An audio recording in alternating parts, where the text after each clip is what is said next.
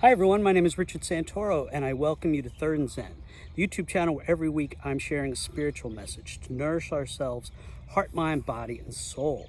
Okay, I want to jump right in today and we are going to do a little bit of a unique Bible study, so to speak. And don't let the term Bible study scare you off, but we're going to unpack something in a unique way from the Gospel according to Matthew. Here's what we're going to do. We're going to look at the Sermon on the Mount, but what happens after the Sermon on the Mount. Now, normally, traditionally with Bible study, and what I've done on this channel, and there's other videos where I unpack certain things, certain Bible passages, certain chapters, certain, passages, stories, whatever, whether it's the Nativity or the Prodigal Son or the 23rd Psalm. Normally, we just unpack it. We look at every sentence and every word and really pull from it to get an idea of what was the author saying, who was the author speaking to, what was the message, what was the intention of it all, what does it all mean from a critical thought lesson and from a little bit of a theological and spiritual lesson. We unpack each and every word, but we're not going to do that today. We're going to take a more zoomed out approach to what we're going to look at.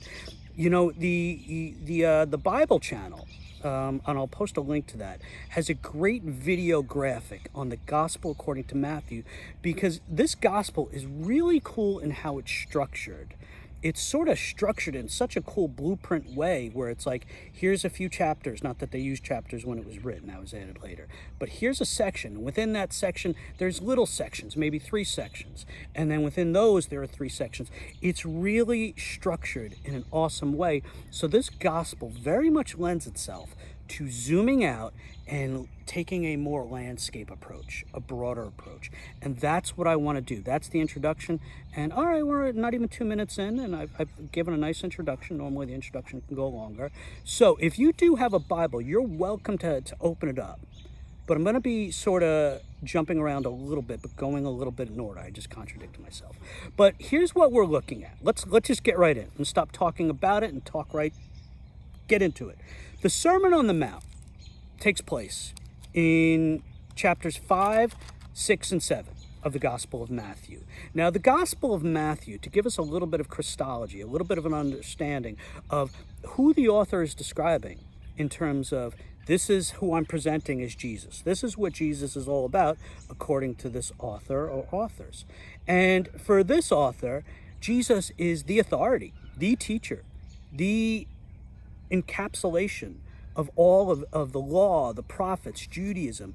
And this author is giving us a Jesus who is the authority on all of the teachings. So the Sermon on the Mount is this massive section of deep, thoughtful, profound teachings. Presents it in chapters 5, 6, and 7, all different teachings, some amazing ones, and we'll touch on them briefly. But again, we're not going to so much talk about all the teachings because we can't. There's so many. But we're going to talk about what takes place, because in essence, what happens is Jesus says, Sermon on the Mount, here's all these teachings. The author says, here it is. Jesus is, big group of teachings, profound, build everything upon these teachings. And then right after is what's really important as well. It's Jesus saying, now let me show you. Matt Whitman on YouTube, it used to be called the 10-Minute Bible Hour, and just changed it to his name, Matt Whitman. He is a pastor who does some fantastic videos, some wonderful stuff, all different topics and approaches to things. And I always liked what he said when he was talking about the Gospel of Matthew in general, and a lot of the passages and this particular Sermon on the Mount teachings. He says that it is descriptions of and prescriptions for being people of the kingdom of heaven. It's descriptions of being people of the kingdom of heaven and prescriptions for what it means, how to be people of the kingdom of heaven. So Jesus does that in the Sermon on the Mount and then shows, hey, let me walk the walk. Let me show you how it's done. Now, what Matt Whitman also says, and I'm going to borrow from him as well, the Sermon on the Mount starts off, chapter 5, verse 1, verse 2, Jesus, it's the little introduction, stepping on the mountain, and then it goes into the Beatitudes. Blessed are the poor in spirit, blessed are those who mourn, blessed are the meek, all those blessings, for they will be. But as Matt Whitman points out, the cheat code of it all is that very first beatitude. Blessed are the poor in spirit.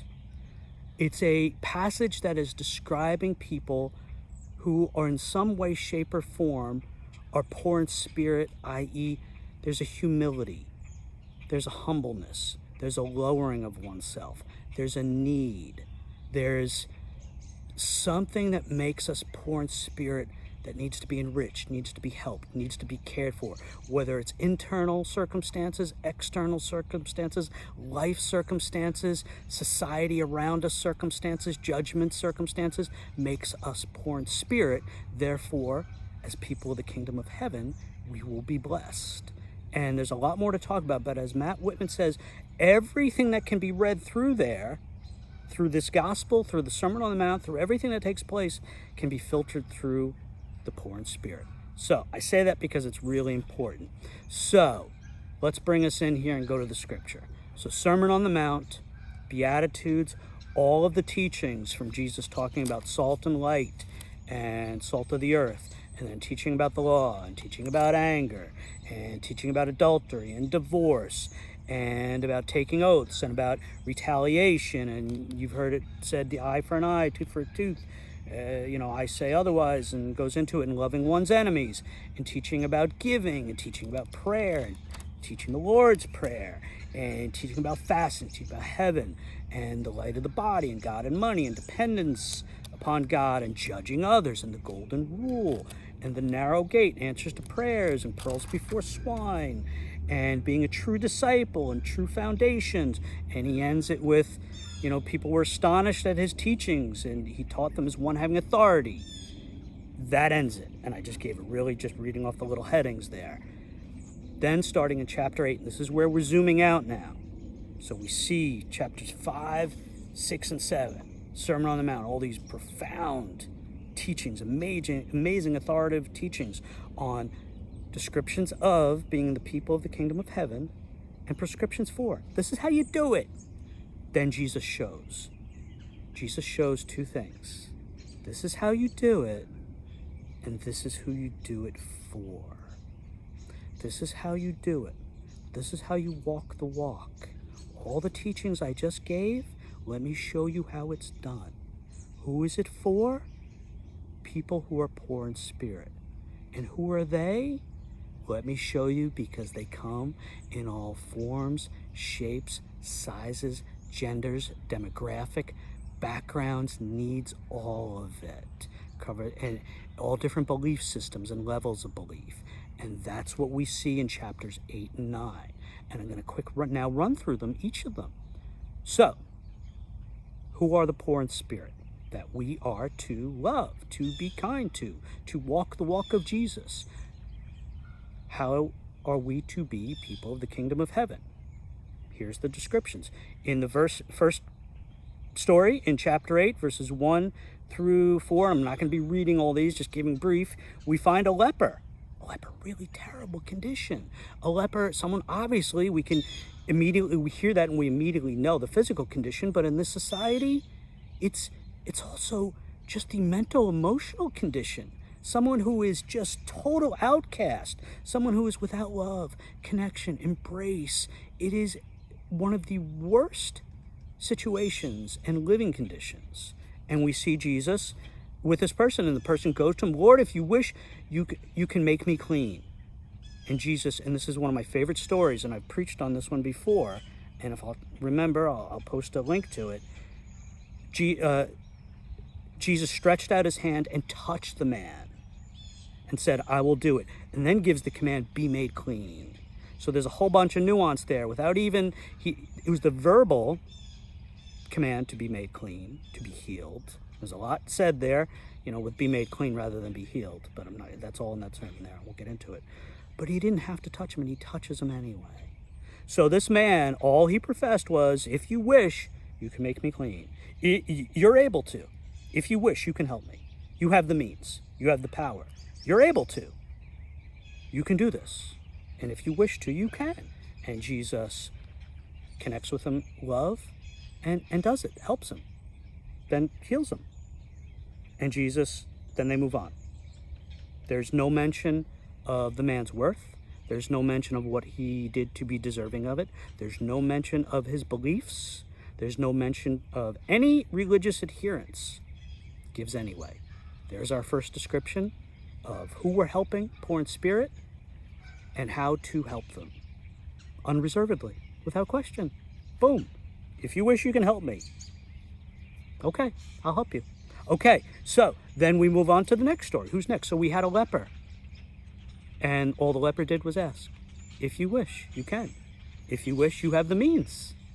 Think about that sentence for a moment. If you wish, you can help me. I.e. meaning you have the means to help me. If you wish to, you can. Think about our society. If we wish, we can help. Obviously, not every situation we're able to help. Not every situation do we have the means. But if we wish, we can make them clean, so to speak. Okay, then in verse 5 of chapter 8, it is titled The Healing of the Centurion's Servant. So previously where we had a leper, then we come to a Roman soldier, a Roman officer, a Roman leader. This is not a Jewish individual. This is not someone who adheres to the same religion that Jesus does. This is actually someone who, from the outlook of Jesus's culture, is going to despise this man because the Romans have conquered Jesus's home area. So they don't like these people. They think so many thoughts about them. You are unclean, you're a heretic, you're all these things. So, Jesus, the centurion, approaches him, and this is the request of the centurion. Lord, he addresses him with respect and dignity, and a level of reverence, so to speak. My servant, this is the Roman centurion speaking, my servant is lying at home paralyzed, suffering dreadfully. And he says to Jesus, Jesus says to him, I will come there and I will cure him. So Jesus offers to go wherever this man lives, which would have been against Mosaic law at this time, the very strict, nuanced law. You can't go to that guy's. You can't go in there. There's so many things wrong there. But Jesus says, yeah, you got a servant. You got someone that you care for. I'll help because I can. And the centurion said in reply, Lord, I am not worthy to have you enter under my roof. Only say the word, and my servant will be healed. For I too am a person. And he goes on talking about authority. Go, come, here, this and that. When Jesus heard all this, he was amazed and said to those following him, Amen, I say to you, no one in Israel have I found such faith. Now, he's not saying this is the pinnacle of faith, or this is how faith should be. He's saying, I haven't found such faith. I haven't found this type of faith. It's a faith that's saying, I'm not one of you. I'm not, Jewish. I don't do all the things, the beliefs, the rituals. I'm not part of your religiosity or your culture, but I understand that you're a person of power and that you can help, not me, but my servant. My servant, I'm not even asking for myself, but I understand that you have the power and I don't want you to have to come to my home. Please just help. Totally different than the leper. The leper's there asking for himself. This man gives a nuanced understanding, but not a full understanding of Jesus. So if we're going to examine the level of faith, it didn't matter. Jesus was going to do it anyway, right? He was going to go to this man's home just because the man asked for help. Jesus could help. He said, okay, I'll go. And the guy said, no, that's okay. You don't have to. I understand that you can, and I don't want to put you out. So again, we have a different circumstance.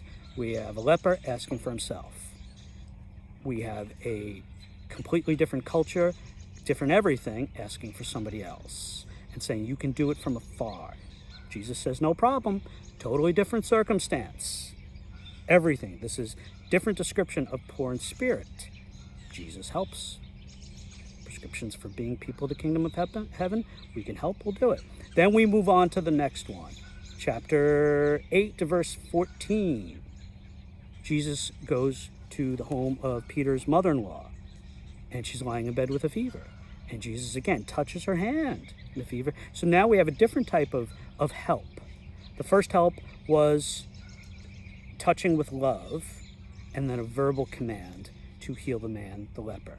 The second type of help was, I'm going to do it from afar because you interceded on behalf of your servant, and I will heal from here. Different type of help, different type of situation. New situation. Jesus now is healing by touching. There are various ways we can help people because needs are all different. And this is also important to note. Being descriptions of, and prescriptions for, being people of the kingdom of heaven, if we notice here, the need is presented. This is what I need. Please help in the way that I need help.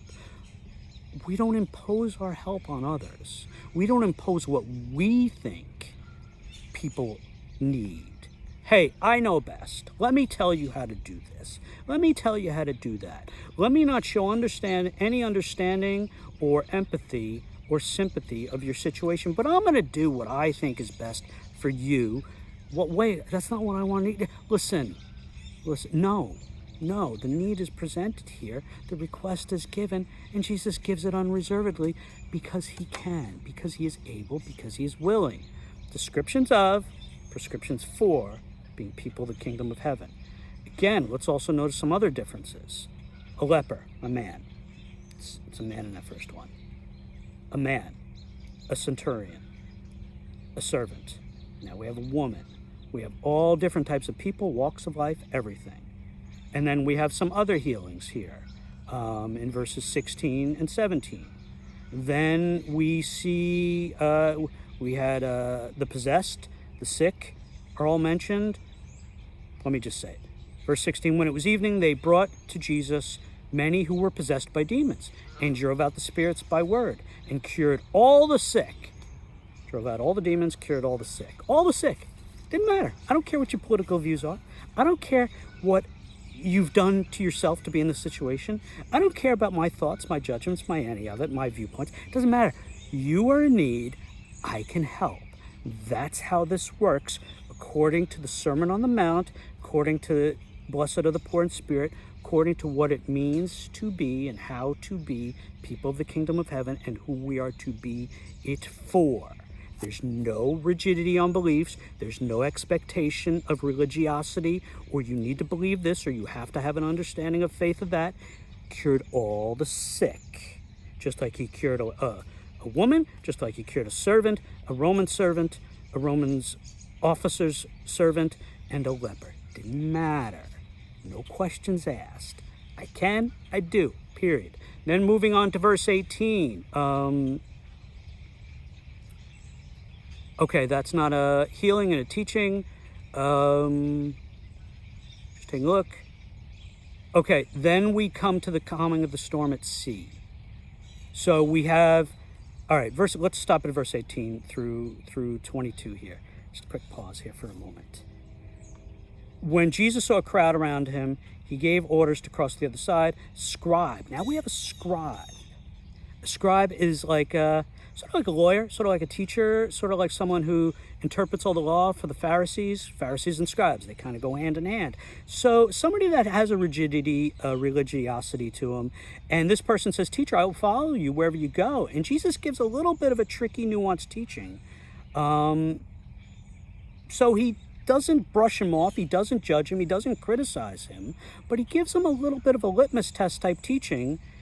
And then another of his disciples said, Lord, let me go bury my father. Now there's a lot of teaching within that, but Jesus was simple. Follow me, follow me. Whether you're a scribe, whether you're a disciple, whether you got things going on, follow me. No conditions, just follow me. So again, everyone has a poor in spirit. Everyone has something, and there's no restrictions. Just come, follow me. Not a healing or a teaching. Not a healing, but a little bit of a different type of kindness there. Follow me. No reservations. There is no catechism. There's no creed. There's no level of, you need to have this level of belief and faith. And if it's not the same as what I'm saying, the nuanced, like takes place in Christianity today, here in America particularly, but all over the world, then you're not really part of the club. No, follow me. Simple, simple, simple. Okay, cool. So then we get the calming of the storm at sea, where Jesus is in a boat with the disciples and a violent storm comes along and Jesus is asleep, and the disciples woke him up in verse 25 saying, Lord, save us, we are perishing. And he said to them, why are you terrified, O you of little faith? Then he got up, rebuked the winds, calm and sea.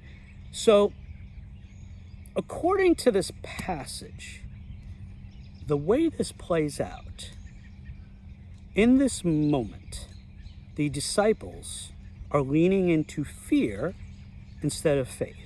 They are leaning into dread and anxiety. And why are you, we are perishing. Lord, save us. So they're a little fearful, and that's normal. That's understandable. They do turn to Jesus and say, save us. So there's some level of faith, but there's a slight rebuke here from Jesus. Why are you terrified?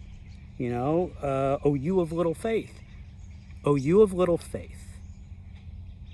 Slight rebuke, but then what does he do? He calms the storm and the wind. I think the rebuke could be seen more as a teaching moment. Say, hey, okay, I get it. And this is me now adding that. I understand that. But the point is here, how to be people of the kingdom of heaven, according to the Sermon on the Mount. All these passages are Jesus showing how to do it. Okay, you had a little bit of faith in that moment rather than a sturdy disciple, apostle level of faith. I'm going to help you anyway. I'm going to help you anyway. And maybe we make it a teaching moment in the process. That's how to be, according to the teaching, people of the kingdom of heaven. Okay, the next one we have here is we have an interesting one, chapter 8, verse 28 to the end of the chapter, is we have 2 men possessed and the townspeople in a non-Jewish town, in a Gentile area. So a little bit of a cultural and religious and political and social divide here. And it's an interesting passage, and it's an interesting way that it takes place. And it's challenging in its literalism and its reading and in all of it. But bottom line is, we have 2 seemingly possessed people. What's really going on there, I'm not going to unpack and do all that. But Jesus acts anyway. So regardless, and that's where I'm going to land here with this, in terms of this zoom out Bible study. Blessed are the poor in spirit. Who are the poor in spirit? We have a leper. We have a Roman centurion. We have the Roman centurion's servant. We have Peter's mother-in-law.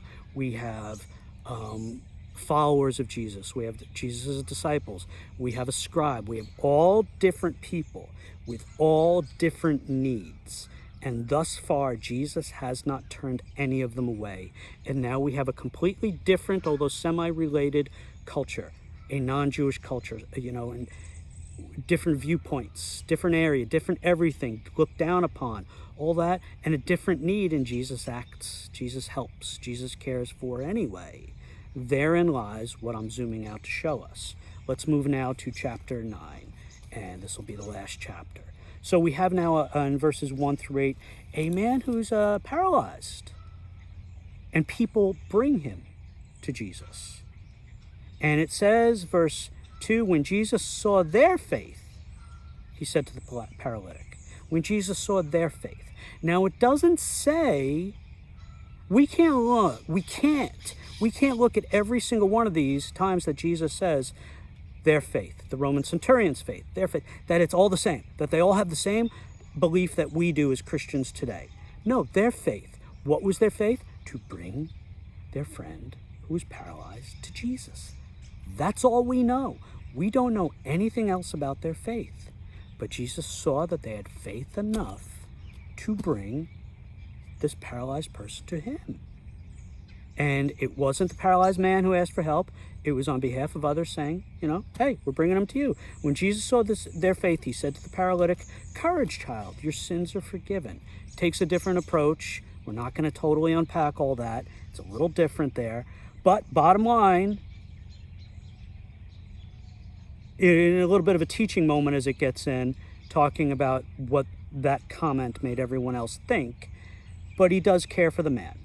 He says, rise, pick up your stretcher, go home. So again, verbal command, heals. He had the power, he had the means to help, and he does so anyway. He does so regardless of that the man didn't ask, but it was the people. He does so even though he sees their faith to bring this, think about this for a second. He sees that they had faith enough to bring this person to Jesus for help. Boom, liked it. Good job, everybody. But then he makes a comment comment that I think was meant to incite something from them, to trigger a little something. And even though they didn't like what he said, he still helps. And I hope you're reading what it is that I'm putting out here. What does it mean to be people of the kingdom of heaven? As we see the Sermon on the Mount, and we see descriptions of and prescriptions for, as Matt Whitman would say, being people of the kingdom of heaven. And what is the first cheat code? Helping those that are poor in spirit. Blessed are the poor in spirit. Who are the poor in spirit? Well, these people and this man. What do? Do we not help because the man didn't ask himself? Do we not help because the people's level of faith and understanding only reached so far, and once it got challenging intellectually and theologically and religiously, and they didn't like what Jesus had to say, do we stop at the door and say, well, no, you didn't qualify because you didn't check all the religiosity and beliefs boxes that I have. You don't fit the mold. No! There's a teaching moment, an engaging moment, and a healing moment. Boom! That's how to do it. Okay, moving on to the next. Okay, the next one is one of my favorites. I love it. I love it so much. It tells the story of the call of Matthew, the traditional author here, the one that has been given authorship by tradition. Matthew, different poor in spirit. Matthew is a tax collector. And in this culture, that makes him hated by everybody, from the Romans and the Jewish people that he's collecting taxes from, his own brethren. He is a man, he is an island unto himself. He's an outcast in his own way. Like the leper was an outcast due to his physical infirmities, Matthew is an outcast due to what he does for a living. But Jesus goes to him, and that makes Matthew poor in spirit. Makes him poor in spirit. So, Jesus says to him in verse 9, follow me. There was no conditions. There was no engagement from Matthew that we see here, at least. There was no request. There was no, hey, I need a friend. I'm not happy in my current life, vocation, relationships, journey, path. I don't like what I'm doing, where I'm going. No. Jesus goes to him and says, hey, man, follow me. And verse 9, Matthew follows him. We see no levels of faith. We see no statements of faith, no descriptions of belief, no nuanced or understanding anything. There were no conditions, no boxes that were checked, like happened today. Didn't matter what this person believed. Didn't matter what he did for a living. Didn't matter that his levels of honesty or integrity or any of it, because being in this job, what he did means he has to collect X amount from his own people, which, breaks a lot of laws and norms and a lot of stuff. And then he had to get some off the top for himself, and it wasn't good. But Jesus didn't care about that in that moment to say, follow me. He said, follow me anyway. And then he goes to the man's home and he sits down and he dines with them. And then as we see reading the passage, not only does he dine with him, but other people who were also poor in spirit via being outcast. As we see in verse 10, while Jesus was at table in Matthew's house, many other tax collectors and sinners came and sat with Jesus and his disciples. Jesus didn't care that they were outcast, that they were deemed sinners, that people looked at them with judgment. Think about how many people today in our society are looked at with judgment as sinners, as this, as wrong, as whatever. Are they being dined with and welcomed in such a way by the religiosity of today, by the Christians? Yeah, many are welcoming those people, but many are not. Many are judging. Believe me, we all know it happens. It's the reality of the situation. But that's not how Jesus described being people of the kingdom of heaven. That's not what Jesus said. These are prescriptions for, this is how you do it. Watch as I show you. He's showing, so we ought to watch. He sits down with them. He dines with them. And we see in verse 11, the Pharisees, they don't like it. They're not happy about it. Jesus says that great line in verse 13, one of the foundational lines of all the Gospels, of all Scripture, I desire mercy, not sacrifice. I desire mercy, not sacrifice. It doesn't say I desire a certain type of belief. It doesn't say I have to confess before going into communion. It doesn't say I have to believe this about that. It doesn't say I have to believe that about this. It doesn't say I need to fit this denomination's mold or this type of, Christian nationalism mold, or I have to believe this type of thing, or I need to believe this, or sanctified or convicted or atonement or any level of any belief. It doesn't say any of that whatsoever in anything we've read thus far. It doesn't. It's not there. We have brought that to the Gospels. Jesus says, I desire mercy. That's what I desire. Mercy. Not belief, not this, not that, not the other thing that we're going to put upon that. So this is the post-Sermon on the Mount. We now have a new type of poor in spirit to go with all the other types. We have a male, we have a tax collector, we have an outcast, we have, this is the type of person. Jesus required nothing to start and say, follow me, and he required nothing to sit down. Okay, getting tied up in it. All right, 30 minutes.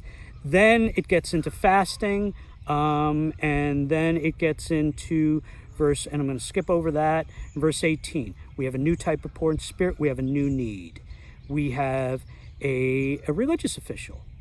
Came to Jesus. He kneels down before him.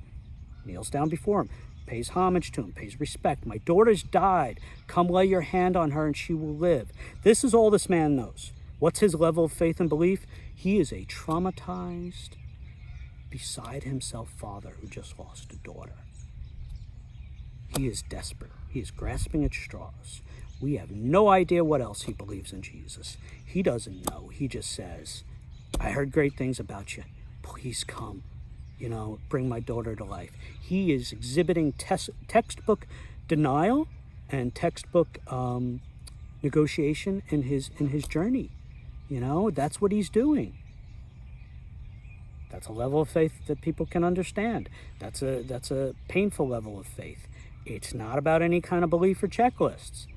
But then there's an intercession here where a woman who has been suffering from a blood condition for 12 years, another type of outcast, similar to Matthew, but due to her condition, similar to the leper. She's a total outcast because of their laws and because of her condition. So she's terrified. She doesn't want to approach Jesus and engage him too much or put him out. So she touches the hem of his garment.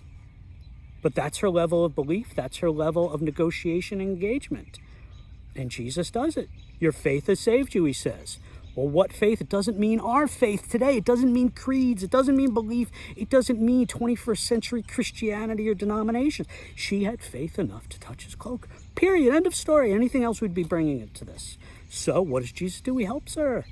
That's what it means to be descriptions of, prescriptions for.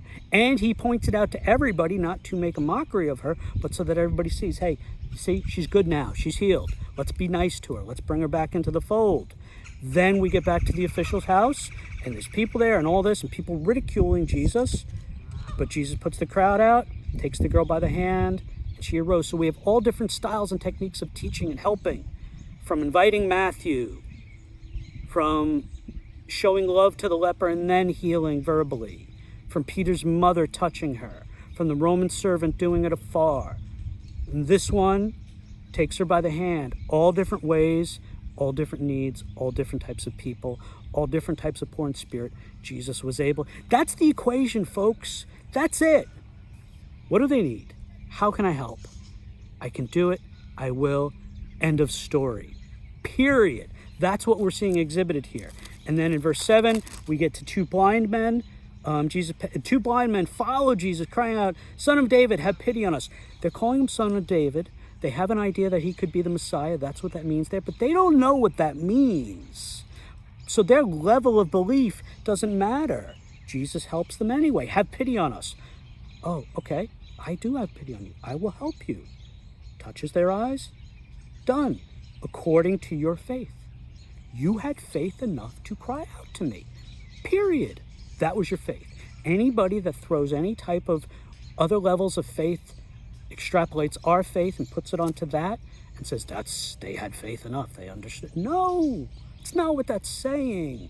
And therefore, that's not what it means to be people of the kingdom of heaven towards people who are poor in spirit, according to Sermon on the Mount and Jesus' models and example. And then healing of a mute person. We have the 2 blind men, we have a mute person, a demonic who could not speak, and I'm reading verse 32 of chapter 9. And when as they were going out, a demonic who could not speak was brought to Jesus. So again, we have people bringing somebody. We don't have the person themselves, we have somebody being brought. And when the demon was driven out, the mute person spoke. No conditions, no level of anything. A berry just fell on my head. No level of anything. He just was brought by other people. No conditions, no questions. Okay, I can help, I'm gonna. There you go. Done. Period. End of story.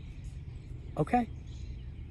And then it ends with Jesus went around to all the towns and villages, no exceptions, teaching in their synagogues, proclaiming the kingdom gospel, and curing every disease and illness. Everyone. So, I'm going to close the Bible. That's what it meant.